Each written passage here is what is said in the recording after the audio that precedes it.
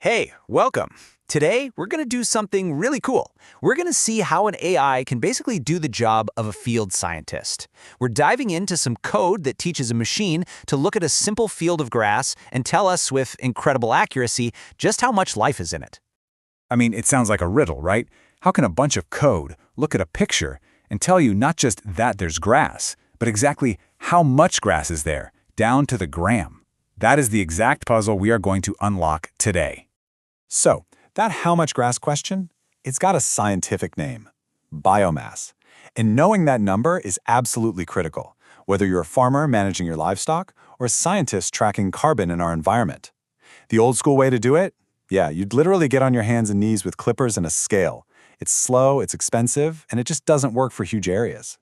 Right, so biomass isn't just one number. It's the total weight of everything that's growing out there. And what's so amazing about this approach is that the AI learns to tell the difference between the living, green grass, the dead, dry stuff, and even the little bits of clover mixed in. It's incredibly detailed.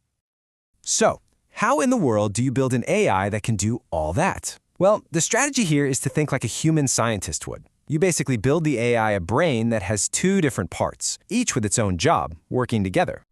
And this is the core idea right here. The AI has two ways of understanding the world. First, you've got its eyes. They analyze aerial photos, looking for all those visual clues, like color, density, and texture. Then, you've got the part that reads the field notes. This is the hard data, stuff like grass height, the exact location, and even the time of year. The real genius here is combining what the AI sees with what it already knows. And of course, this really smart strategy of mixing pictures with data has a technical name: a vision tabular fusion model. It literally fuses the vision from the images with the tabular data from the notes. And just like that, the jargon actually makes sense, doesn't it?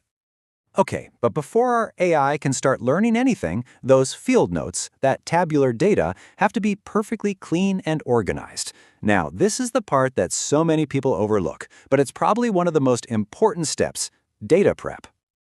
So this whole process has three main goals. First, you extract the really useful bits, like turning a full date into something simpler, like just the month or the day of the year.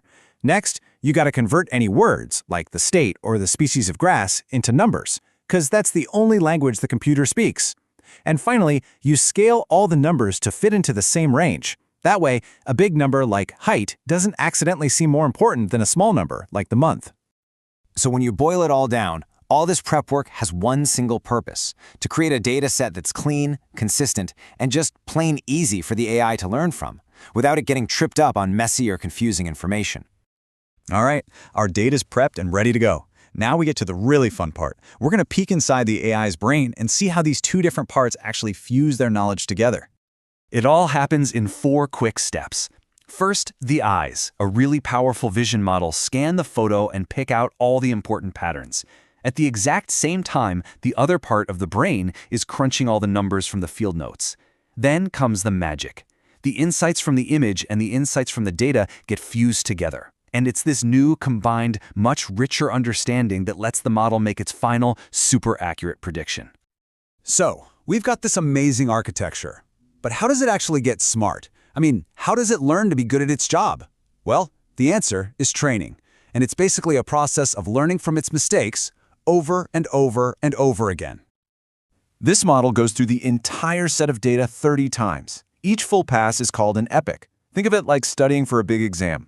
With every single epoch, it makes a bunch of predictions, checks its answers against the real ones, and then adjusts itself just a tiny bit to get a little smarter for the next round. But here's the thing. To make sure the model is actually learning and not just memorizing the answers, the code uses this really clever technique called k-fold cross-validation. The whole point is to make sure the AI is tested on every single piece of data without ever letting it cheat and see the answer sheet ahead of time. So that K in k-fold, it just stands for a number. And in this case, the data is split up into 5 different sections or folds. This simple split is the secret to building a much more reliable model in the end.